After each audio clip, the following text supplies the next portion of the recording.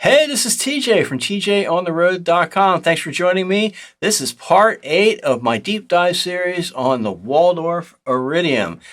Wow, we've gotten pretty far into this. This is going to be on the performance areas of the Iridium, as well as a couple extra things. This is the second to the last video in the series. We're going to do this one today, and I'm also going to put out a deep dive of pros and cons on the Iridium. So check that out soon. If you like this video series, please do share it, subscribe to this channel, check out tjontheroad.com for more. Hey, let's get started.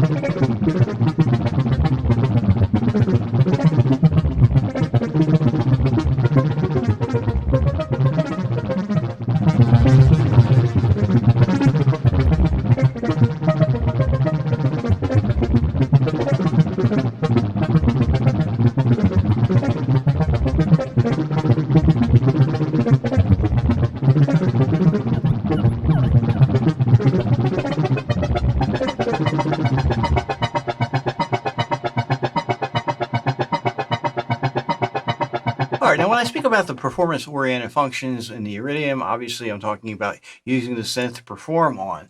But we're also going to be talking a lot about the settings types of functions and just ways to get around to get the most out of the Iridium.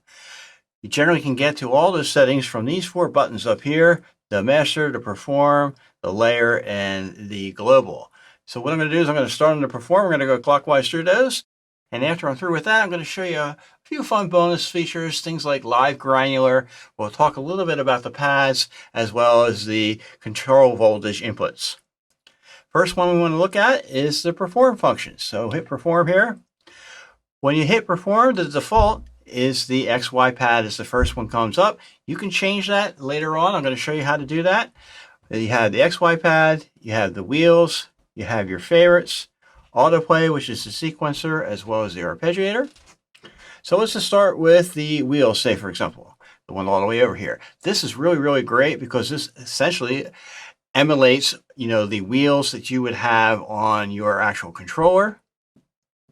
The pitch wheel, aftertouch, and the pads are not velocity sensitive, so this allows you to set the actual velocity of the pads that you have in here. The pitch does have a spring-like movement, so that's really cool.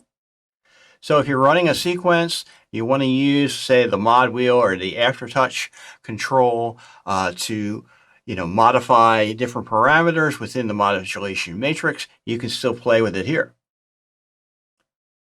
And the aftertouch also does have a spring. Next, we have the favorites. Setting the favorites is very easy to do. The first thing that you want to do, though, is decide which one that you want to have a favorite for, and also understand how they work, and that is the favorites have 6 different sets. So if you're using this for a live performance, you can have all 6 different sets, and they have 20 individual favorites you can set per set. So we're going to go over here, we're going to load a preset in. Let's say something like that. We're going to load that in there. And then we're going to go back to the performs, to the favorites. We're going to tap and hold that until this menu comes up. Knife cutter was the name. You can just assign it to the favorites. You can do that to all these different ones here on each individual set for up to 120 different favorites. If you don't like that, you want to get rid of it, just tap and hold it again, and you can clear it. Next, we're going to look at the autoplay functions. This again is the sequencer and the arpeggiator section. We talked deeply about that in the prior video that I had done on that. The sequencer, the arpeggiator, the autoplay, as well as the trigger mode for the pads. So check that out. And lastly, the XY pad.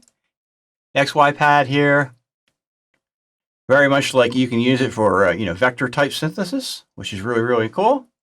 You can set it to spring back, either on the Y plane or the X plane or both. So it springs back to the center. You can set it to be bipolar or unipolar.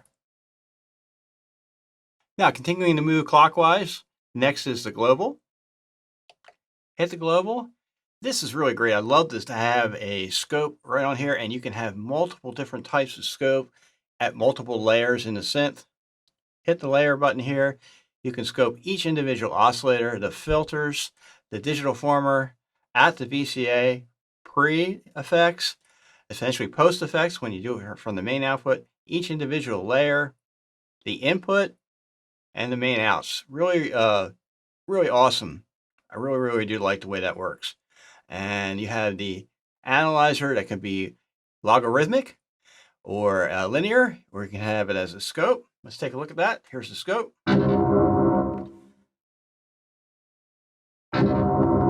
That's linear, logarithmic, and you can set the number of samples that it looks for. Next up is the pitch tab. The pitch tab is really great. You can set the transpose, you can set the master tuning, and you can set all the different scale tunings that are defaulted here. And then they have user scales tunings that you can create yourself via the key maps. So that's really awesome. If you like to mess around with alternate tunings, this is a way to do it. Next, you have the audio tab. This is what you're going to use for when you do sampling. Take a look at the sampling deep dive video that I had done that explains the audio tab here. MIDI tab. This is where you get to select your inputs and outputs, and you can assign different inputs and outputs for the two different layers. So that's very handy. This is where you set your sync functions for internal, MIDI clock, or for CB clock. And here you can, by hand if you like, map all of the different controllers for MIDI. Obviously, the Iridium has MIDI learn functions, so if you do set up a bunch of MIDI learn functions, it should show up all in here. So that's great. And this is where you can delete them if you no longer want them. Settings, you can set it up so when the startup of the Iridium starts, you can put an initial sound, the first patch or the last one is loaded, brightness, time of the screensaver. Definitely want to set that for a reasonable period of time to save your screen. Next, we have the edit screen. This is where you can select the pickup mode, immediate pickup, catch for the individual pots, touchscreen, relative or direct, switching screens. Now what that means is that right now it's set for edit as the default. If I was in, say, one of these modes and I wanted to change the envelope or anything like that, another screen, if I change it here on the pots, it's automatically going to move to the envelope screen. If I turn that off, though, and I was in the effects and I hit the envelope, it's not going to change. But I like that, so we're going to leave that on. This is the edit pop-up time. This you probably want to play with.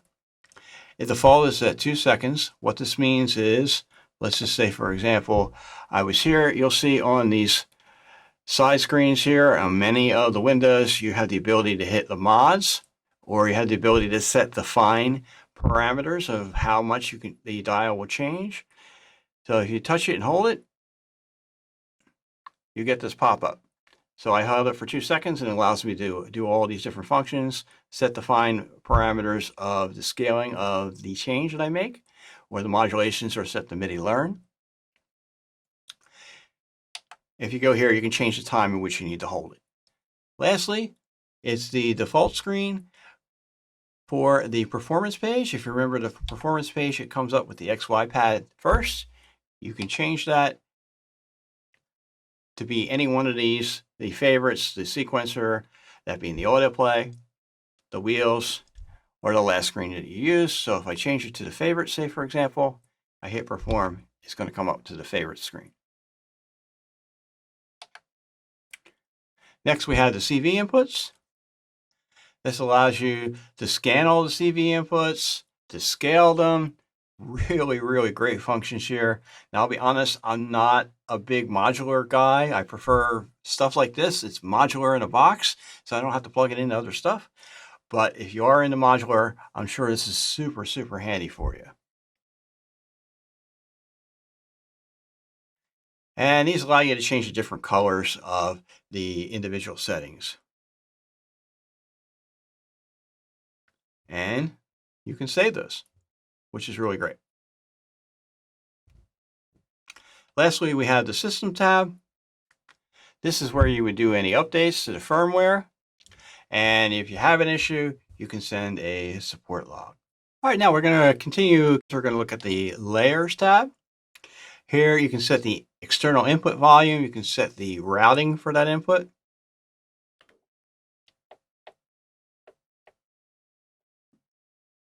You can get the level there. You can set the amp velocity. And this is for layer 1. And then you click here. You can do the same for layer 2. You can monitor that. I'm going to show you how to set the layers up in a minute. You can do pitch variance here. This is where your glide controls are. And glide is a mod destination. Really, really like that. That's always fun. And you can set the glide type, onset or legato. And this is where your voices tab is. You can set your unison mode and the number of unison voices. And here is your layers tab. You can have a single layer for 16 voices. You can have a split layer or layered, or such as a stacked layer. Understand, a split layer is not like your typical, okay, I'm going to split the keyboard up into two sides, say for example, split it at middle C. It's actually splitting MIDI channels, not necessarily splitting the keyboard. Obviously, you can split MIDI channels if your controller can send two different channels at once. So that's the split function. Okay. So your controller will control either both or whatever one that you have selected. When you select the layered function, okay, you have to select your layers. So the way that you do that is you need to find the sound that you want to layer. So we're going to load in another sound. All right. All right, I'm going to replace all of it here. So that'll be my first layer. Then we want to select for layer 2. Here's next sound. We want to load that in for layer 2.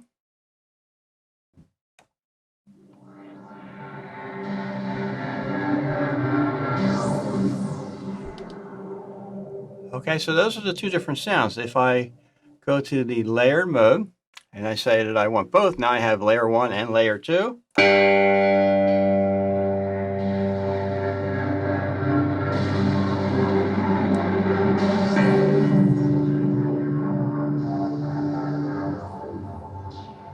You can hear both sounds, as well as you can see both voices being used. So that cuts the voice fount in half.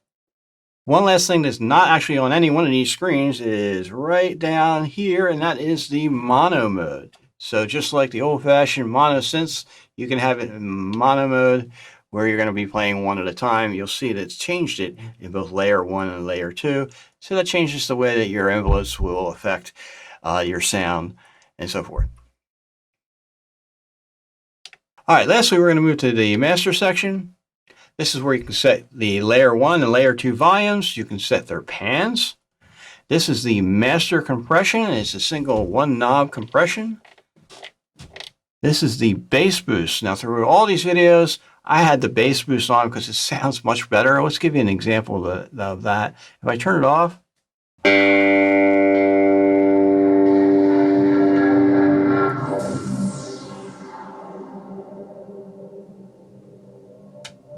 Now that's showing you both layers there. Turn it on, gives you a little bit of boost. Now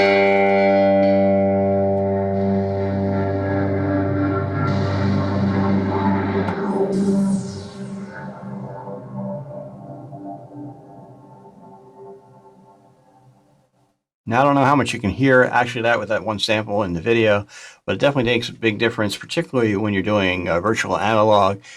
Makes it sound much more wider, deeper, less thin per se. I highly recommend, first thing you do when you get the Iridium, turn the bass boost on. All right, next thing we're going to do is talk about something really fun. It's live granular. What that means is that you can actually send a signal into the Iridium and have it run live through the particle engine and have it do granular synthesis with that. You don't necessarily need to have the samples already loaded, so that's a lot of fun. I'm going to show you how to set that up. We're going to go to the Globals tab, Audio, and we need to change the source to the inputs, and we need to turn the monitor level up so we can hear it.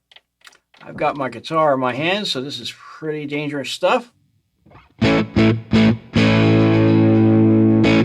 Okay, and now what we need to do is we're going to go to the Layers tab.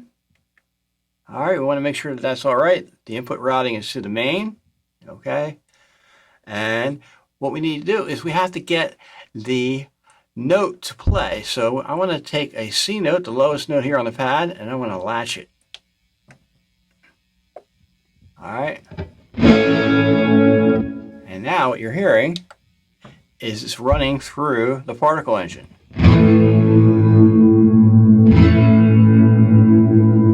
So I can do all my particle engine granular edits. All right, we can screw this up really, really good. Play with the treble, the jitter, the position,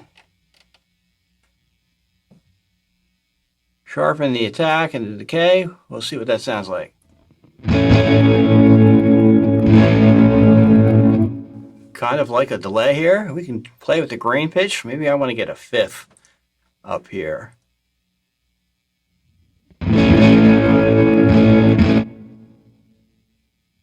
So I'll raise the semitones by a seventh.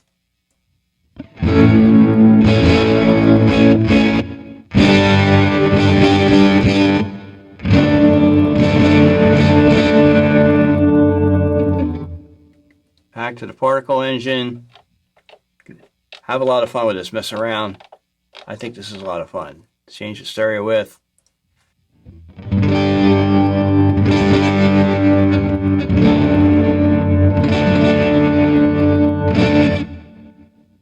The travel mode, we'll ping pong it.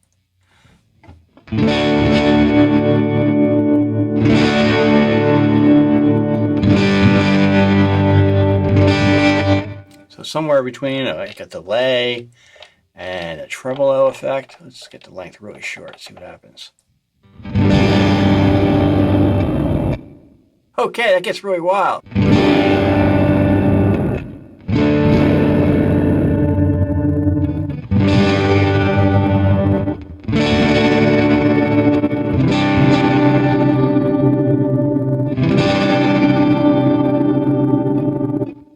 That's a lot of fun.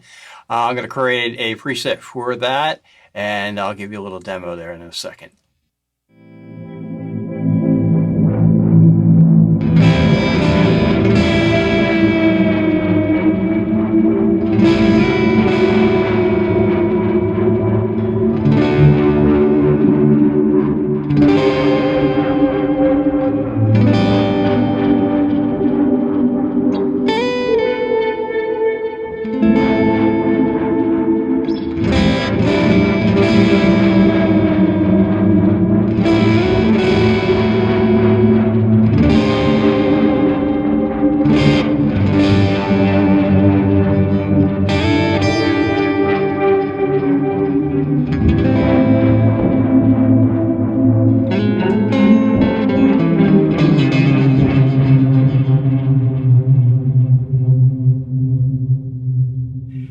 Well, hey, that's it. A deep dive into the Waldorf Iridium's performance-oriented functions, as well as some other great fun stuff.